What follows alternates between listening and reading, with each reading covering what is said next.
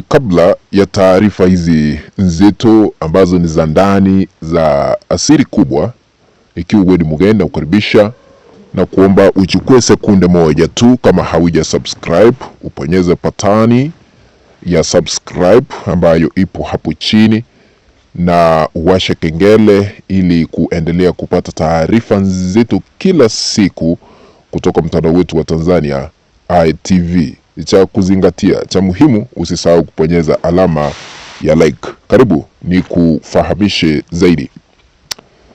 Habari ambazo ni za ndani zimetufikia katika meza yetu hapa, ambapo tunabeberusha matangazo kutoka Mbeya, Tanzania, ni kwamba Rais wetu Samia Suluhu Hassan ameuza kambi ya kijeshi ambayo ipo pale katika eneo la Mpanda, Katavi. Suluhu ameamua kufukuza jeshi la wananchi ambao wameweka kambi yao katika eneo la Mpanda, Katavi, ili kuuza eneo hilo, na tayari inasemekana ya kwamba uwanja huo umeuzwa kwa Wachina ambao wanaenda kuchimba madini ama dhahabu ukipenda, ili kuendelea kunufaika, Watanzania wakiendelea kuyapitia na kupitia changamoto za hapa na pale.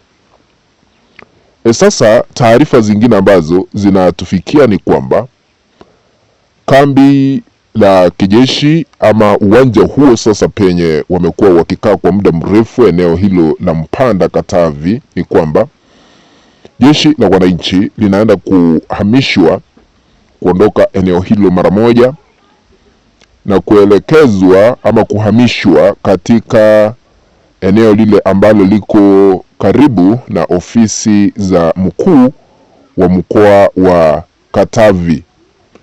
Habari zingine tunaambiwa ya kwamba Wachina watachimba madini dhahabu hizo na watachukua eneo hilo kwa miaka 30 ijayo kuanzia sasa.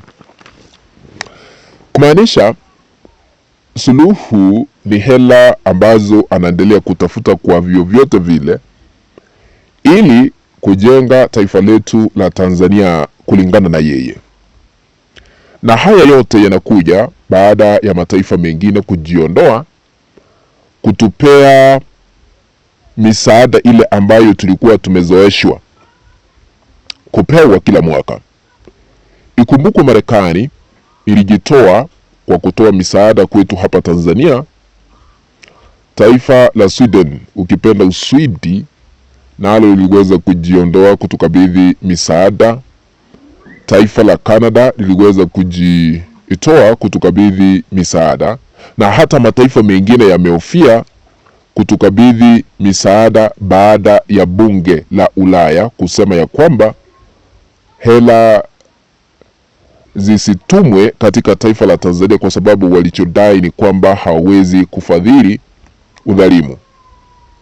Sasa changamoto hizi ambazo tunazipitia kama Watanzania ndizo zimeweza kusababisha serikali ya CCM ambayo ni ya Suluhu Hassan kuamua kuuza kiwanja ambacho kambi la kijeshi majeshi la mwananchi lipo katika eneo lililo Mpanda, Katavi, ili Wachina watupe hela ambazo zitaelekezwa kwa miradi ya maendeleo. Uongozi unaweza kung'ang'ania uongozi. Uongozi unaweza kumezea mate, lakini unapopata uongozi hautakuwa na amani, hautakuwa na utulivu, haswa uongozi ule ambao unanyakua, sio kupigiwa kura. Sasa unaanza kupitia changamoto za ukosefu wa hela. Haya yote ndiyo tumeweza kuyapitia kama kwa Tanzania. Hamna hela za kutosha na hata kulipa miradi ambayo inaanzishwa ya maendeleo katika sehemu mbalimbali katika taifa letu la Tanzania. Kwa hivyo habari za wazi ndizo hizi. Sasa itabidi Wachina wachukue eneo hilo la Mpanda, Katavi, na jeshi la mwananchi litahamishwa rasmi karibu na ofisi za mkuu wa mkoa wa Katavi kwa miaka 30. Tanzania changamoto ni nyingi. Kila wakati unapoamuka unapatana na changamoto zingine. Sasa hivi Suluhu alienda pale Dubai kuhudhuria mikutano ya hadhara, na anarudi kukutana na Museveni ambaye ni rais wa Uganda, kulingana na habari zile za ndani ambazo zimetufikia katika meza yetu ya habari hapa Mbeya. Museveni anataka kusafiri na kuwa na kikao rasmi na Samia Suluhu Hassan siku ya Jumamosi hapo kesho, tarehe 7 mwezi wa pili mwaka huu, na tunataarifiwa ya kwamba Suluhu amekatisha ziara yake kule Dubai na anarudi nchini. Ilikuwa na mazungumzo pamoja. Tulio yashuhudia mwaka jana kufuatia uchaguzi wa 29 yalikuwa magumu.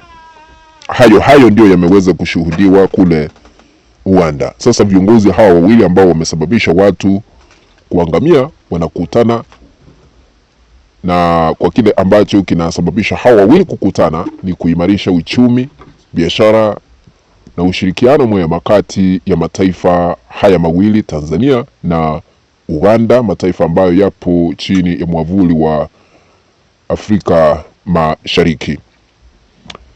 Kwa hivyo Watanzania hatuna cha kuongea, kwa sababu kama tungekuwa na uwezo, kama tungekuwa na nguvu, jeshi la wananchi lingekataa kuhama.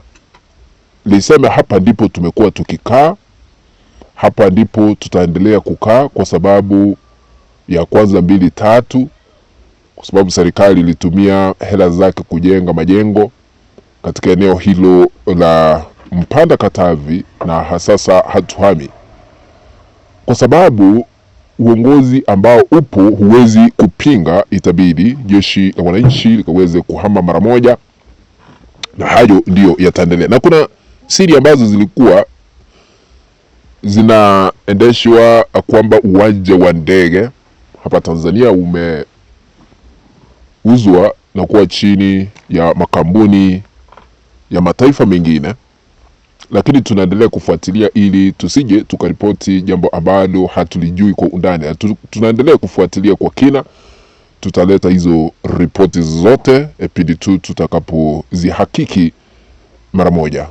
Naomba kutamatishia hapo, tukutane kwa siri zingine ambazo tutazileta hapo baadaye.